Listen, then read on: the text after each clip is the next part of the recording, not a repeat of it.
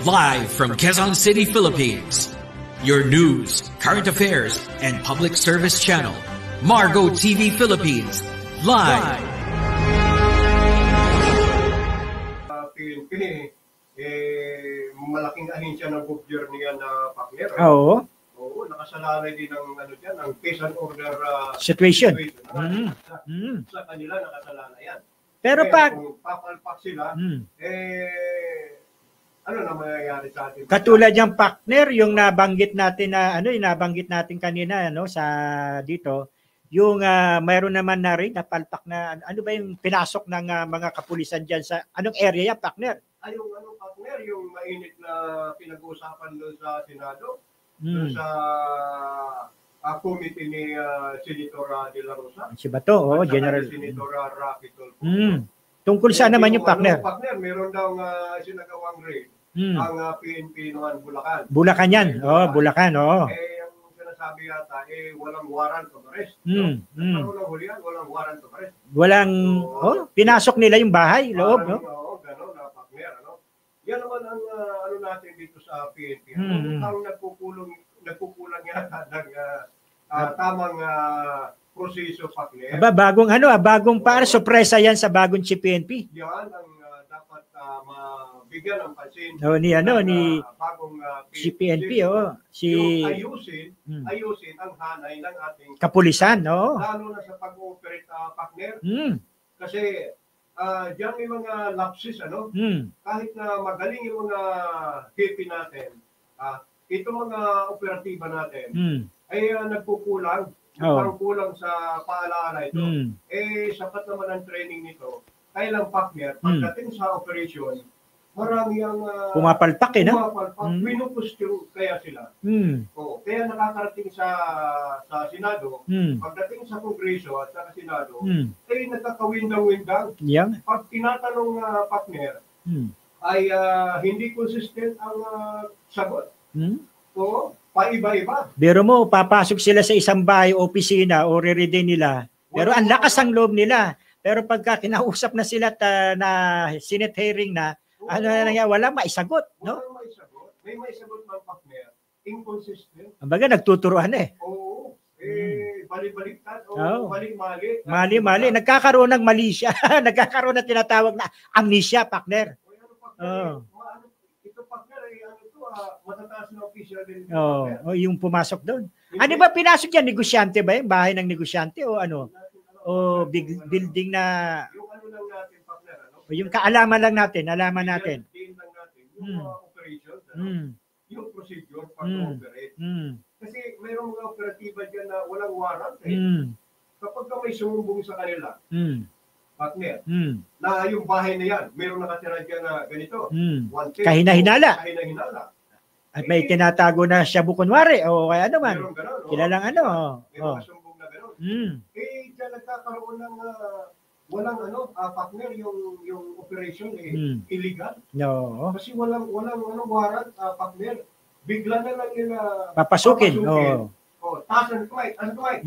Hindi ka makakapag doon eh. Hindi ka ibig sabihin, ikaw wala kang dahilan sa kanila dahil pagka dadapa kanila, sisigawan kanila, tututukan ka agad ng baril. Armalite pa, partner. Mapapahihik ka dyan.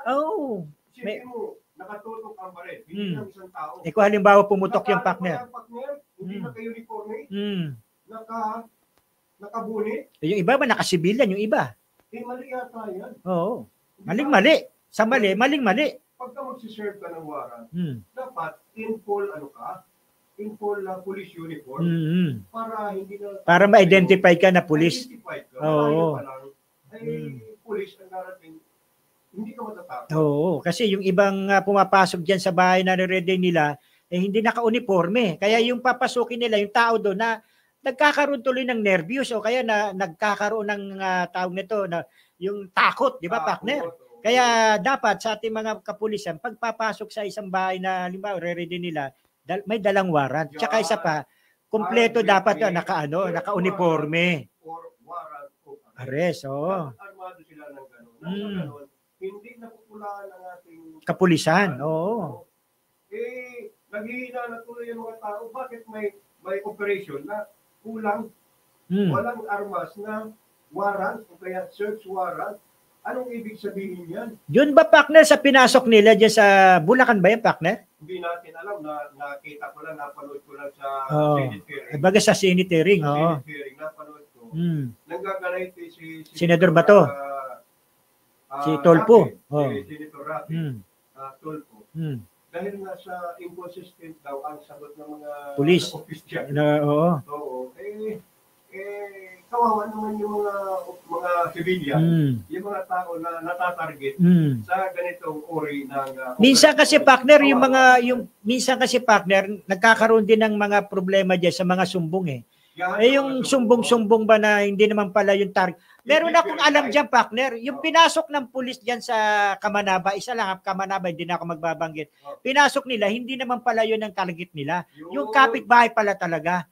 Biro mo yung pinasok nila, di nagkaroon ng nervyos. Takot yung bata.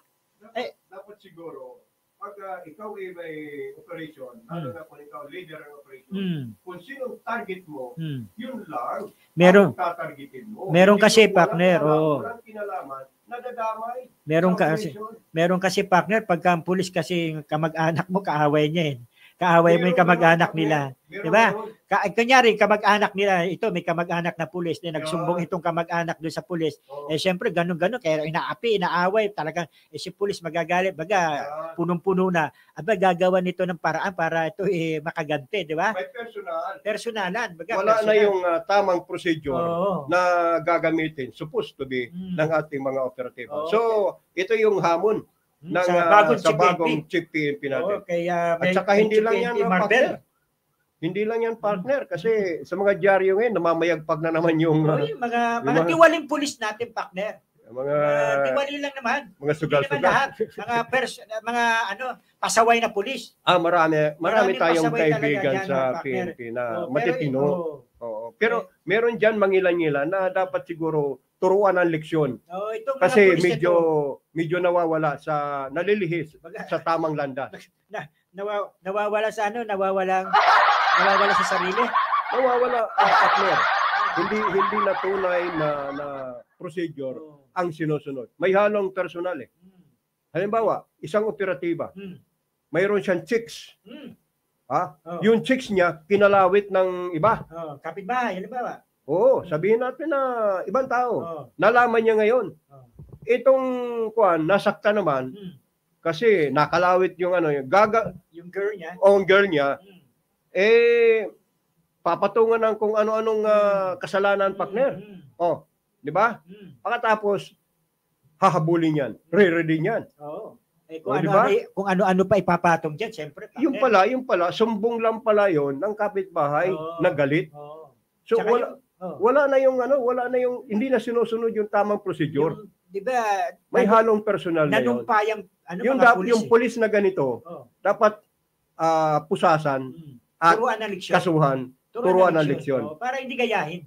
Diba? Ay mga iba kasi na may personal gaya na sinabi mo. Ayun, dami ganyan. Dapat turuan. Dapat turuan. At ibalik sa mga 6 months training. Para matuto. Yan. Kasi baka kulang partner sa sa training o kaya yung paliwanag sa baka nagbayad binayaran niya ang training, hindi naman siguro. Hindi naman. Wala na ganoon sa PNP ngayon. Ngayon stricto na ngayon ang PNP. Mahirap ngayon pumasok sa PNP, partner. Mahirap sobra ngayon. Hindi katulad nung panahon ng dating Pangulong Marcos, di ba? Ikaw ay high school ng pulis diyan. Ikaw ay high school graduate, 5'4" ang height. Pulis ka na. Ay may kakilala kang mayor. Pulis ka na. Kinabukasan, magsuot ka na ng uniforme. Pero walang training. Yung sinasabing partner, backer. Backer yan. Yung pakilala. Bata-bata system. Ang problema, partner, dahil walang training, nagkakalat. Kalat dito, kalat doon. So, yan ang mga termites, kumbaga. Termite, mga yan. Yan ang mga anay. Mga anay ng sa Philippine National Police. Na dapat tanggalin. Kasi nakakahawa yan, partner. Tama ka, partner. Nakakahawa yan. Pagka hindi yan inalis. Di ba? Kaya tingnan mo iba, gumagaya tuloy sa mga kabaro nila na na mga anay sa kapulisan. Eh, akala nila siguro maganda yung ginagawa dahil nagkakapera. Ayan, nagkakaroon tuloy ng sila susuong diyan sa mga ganyang maling sistema dahil nga nagkakapera. Madali lang pala magkapera. Kaya gagawa sila ngayon din ng kabalastugan, di ba? Kaya ang kawawa diyan yung mga kababayan natin o mga inosente nating kababayan na wala namang ginagawang masama, di ba? Kaya dapat Nakukurso. at saka yung mga sumbong-sumbong mali, ayan nangyayari. Kaya ang kawawa, mga kababayan nating, yan. Tulad yung sinabi mo kanina, di ba? Yung pinasok ng mga kapulisan. Kaya nga ako napapaalala ko doon sa yung exam pagka kukuha ng pagkapulis, mag-a-apply ka. Apply, euro muna. Neuro? Oo. Ano bang gamit ng neuro? Oo. Bakit nakakapasok yan sa mga ganyan sa mayroon pa rin mga pulis na official pa na involved sa hindi ka nais-nais. Ano ang kabutihan ng neuro na naidudulot ng neuro sa ating mga aplikante sa PNP? Partner na alisin na lang yan. Alisin na lang yan. May bayad kaya yan, partner. Hindi rin naman pala nasusunod yan Live from Quezon City, Philippines. Your news, current affairs, and public service channel, Margo TV Philippines, live